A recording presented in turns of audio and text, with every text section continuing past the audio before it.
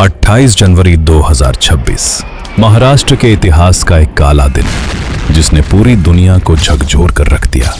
बारामती के पास हुए एक विमान हादसे में महाराष्ट्र के उप मुख्यमंत्री अजीत पवार का निधन हो गया। इस खबर ने न केवल देश बल्कि अंतर्राष्ट्रीय मीडिया की सुर्खियां बटोरी। In India, the Deputy Chief Minister of Maharashtra state has been killed in a plane crash. Ajit Pawar was flying back to his home state in a private plane.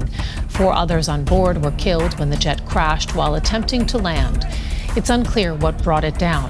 लेकिन क्या आप जानते हैं अजीत पवार का शून्य से शिखर तक का सफर कैसा रहा?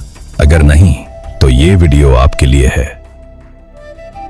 अजीत अनंतराव पवार, जिनका जन्म 22 जुलाई 1959 को अहमदनगर जिले में हुआ। उनके पिता अनंतराव पवार राजकमल स्टूडियो में मशहूर फिल्म मेकर वी शांताराम जी के साथ काम करते थे। अजीत पवार का शुरुआती जीवन संघर्षपूर्ण रहा। शिक्षा की बात करें तो वे लेकिन दुर्भाग्य से मैं 10वीं में फेल हो गया। लेकिन उन्होंने हार नहीं मानी और अपनी पढ़ाई जारी रखी।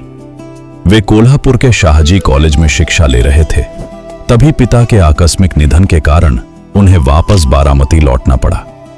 यहीं से उनकी राजनीति में एंट्री हुई। चाचा शरद पवार के मार्गदर्शन में उन्होंने सहकारी शुगर मिल के चुनावों से शुरुआत की। जमीनी स्तर पर लोगों की समस्याओं को हल करने और कार्यकर्ताओं से सीधा संवाद रखने की उनकी शैली ने उन्हें बहुत कम समय में एक जन नेता या मास लीडर के रूप में स्थापित कर दिया और 1991 में दादा पहली बार सांसद चुने गए। दिलचस्प बात तो यह है कि दादा शरद पवार के सांसद बनने से पहले ही लोकसभा पहुंच चुके थे। हालांकि पीवी नरसिम्हा राव सरकार के दौरान जब शरद पवार को केंद्र में रक्षा मंत्री बनाया गया, तब अजीत पवार ने उनके लिए अपनी लोकसभा सीट छोड़ दी और राज्य की राजनीति में सक्रिय हो गए। अजीत पवार महाराष्ट्र की राजनीति में प्रशासनिक दबदबे के लिए जाने गए। मेरा एक स्वभाव है, मैं थोड़ा सा कड़क हूँ। बोलने में एक घाव 2 टुकड़े हूँ, या यह बोलने से क्या परिस्थिति उत्पन्न होगी इसका विचार किए बिना मेरे मन में आया या मेरी जबान पर आया तो मैं बोलकर मुक्त हो जाता हूँ। इन सभी बातों को देखते हुए मैंने डेवलपमेंट करना तय किया तो मैं मन से उसमें ध्यान लगाता हूँ। वे बारामती विधानसभा सीट से लगातार 8 बार विधायक चुने गए। 2019 के विधानसभा चुनाव में उन्होंने 1,65,000 से अधिक वोटों से जीत दर्ज की, जो राज्य में एक रिकॉर्ड था। दादा महाराष्ट्र के इतिहास में 6 बार उप मुख्यमंत्री बने। अजित अनंतराव पवार गांभीर्यपूर्वक दृढ़ कथन करतो की मी अजित अनंतराव पवार गांभीर्यपूर्वक दृढ़ कथन करतो की राजनीतिक हलकों में यह चर्चा आम हो गई थी कि मुख्यमंत्री चाहे कोई भी बने, लेकिन उप मुख्यमंत्री के पद पर अजीत दादा का होना निश्चित है। उनका समझ में आएगा, मैं तो लेने वाला हूं।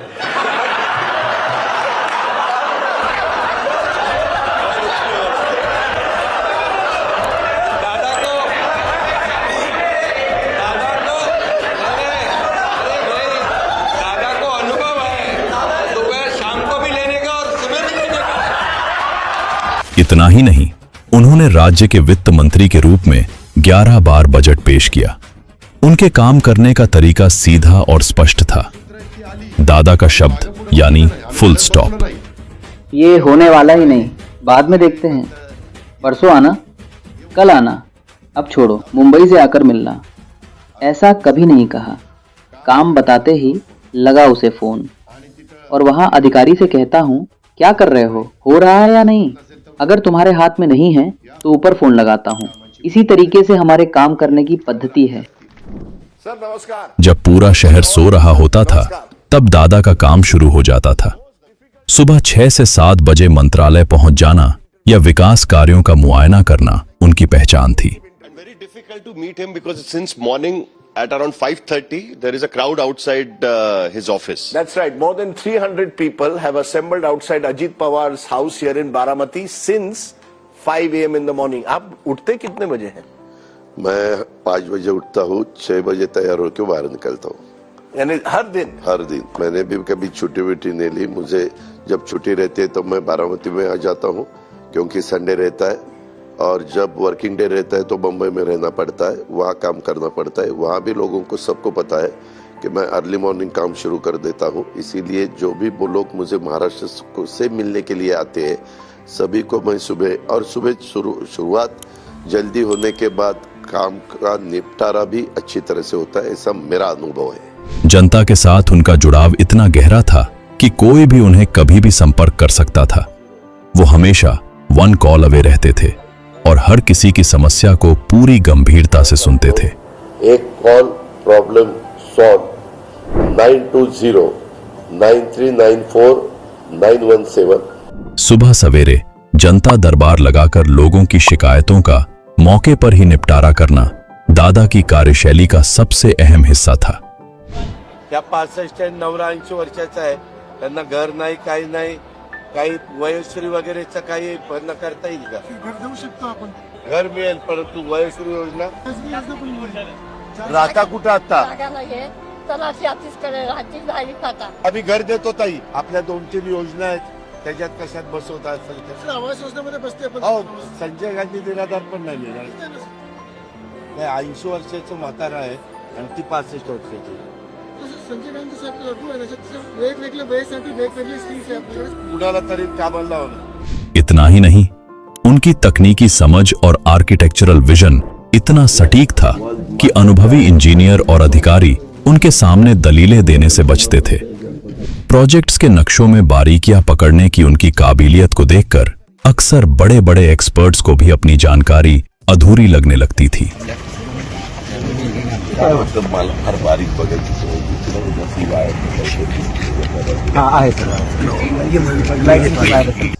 दादा का ब्यूरोक्रेसी में भी खौफ था, क्योंकि वो काम में देरी का कोई भी बहाना स्वीकार नहीं करते थे। नमस्कार, मी अजित पवार बोलतोय. माझं म्हणणं आहे की ती विधवा असल्यामुळे तिला तुम्ही प्राधान्य द्यावं. आम्ही तुम्हाला डिटेल देतो. तिचा म्हणजे अर्जाचा काहीच विचार होत नाही, तिला त्यातलं काही कळत नाहीये, तर तिला आपलं स्कीम आहे ना तुमची मागेल त्याला विहीर, तर त्याच्यामध्ये ही विधवा पत्नी बसली पाहिजे, तेवढं करून द्या. ओके. प्रशासन के साथ साथ खेलों में उनका बड़ा योगदान रहा। महाराष्ट्र ओलंपिक एसोसिएशन के अध्यक्ष के रूप में उन्होंने राज्य को नेशनल गेम्स में शीर्ष पर पहुंचाया। खिलाड़ियों के लिए सरकारी नौकरियों में 5% आरक्षण दिया और मिशन लक्ष्यवेध जैसे प्रोजेक्ट्स भी उन्हीं की देन है। मिशन लक्ष्यवेध के जरिए उन्होंने एक ऐसी योजना तैयार की थी जिसका लक्ष्य वैज्ञानिक पद्धति से खिलाड़ियों को तराशकर ओलंपिक के मंच पर मेडल जिताना था।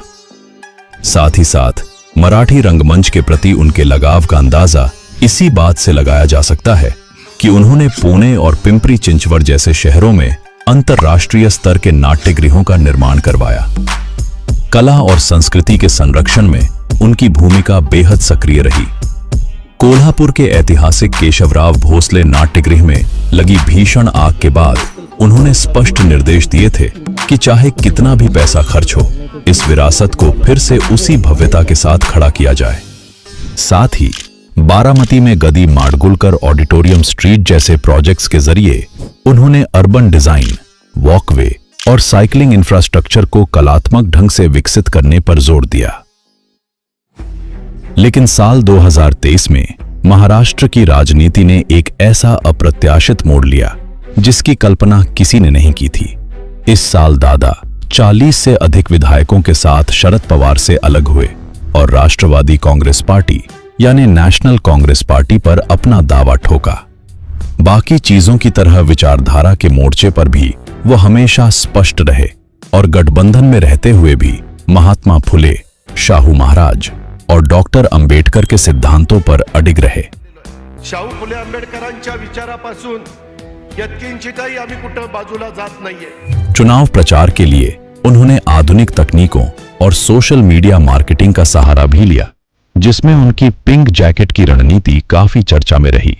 Pawar has started using the color pink in abundance at all public forums, whether it is his jacket or the dyes of his party events. They are all doused in pink. Why is Ajit Pawar painting his party pink? अगर बात media की है तो दादा यहाँ अपने हाजिर जवाबी और मजाकिया बयानों के लिए विशेष रूप से जाने जाते थे। प्रेस कॉन्फ्रेंस के दौरान पत्रकारों के टेढ़े सवालों का अपनी खास और बेबाक अंदाज में जवाब देना उनकी पहचान थी। तुला काय वाईट वाटतं की पहिला समोर नाचेल नाही तर आणखीन कुणा समोरून नाचेल, तुला काय त्रास होतो? काय काय हात येताना बुकेक पण घ्यायचे, केस घ्यायचे. आईला म्हणतो बायकोनी एवढे केस घेतले नाही, एवढे केस चालले. दादा, आम्ही सर्व इथे आले, तुम्हाला कसं वाटतंय? चांगले वाटतंय.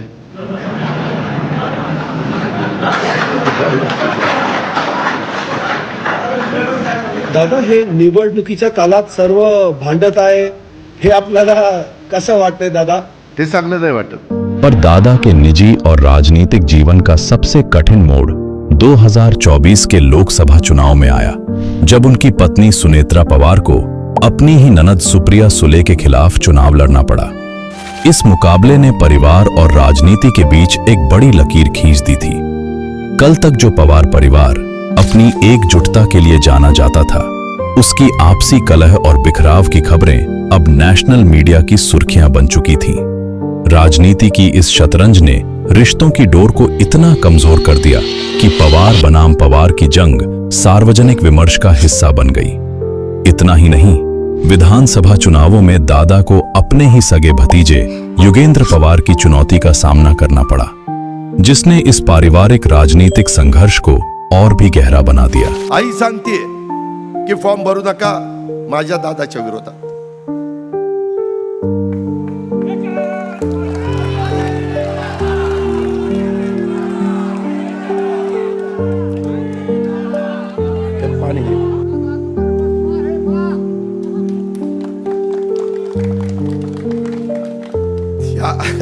या सगळ्या संदर्भात मला एवढंच सांगायचं की इतक्या खालच्या पातळीवर राजकारण आहे.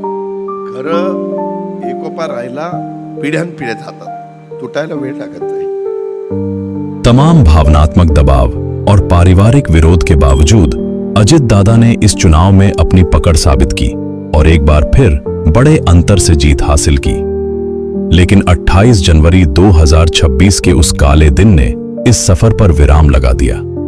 वो राजनेता जो हमेशा समय की पाबंदी और अनुशासन के लिए जाना जाता था, एक विमान हादसे में अपनी अंतिम यात्रा पर निकल गया।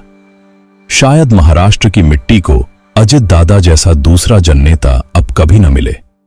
और ऐसे ही वीडियोस के लिए फॉलो करें ज्ञानी मंक।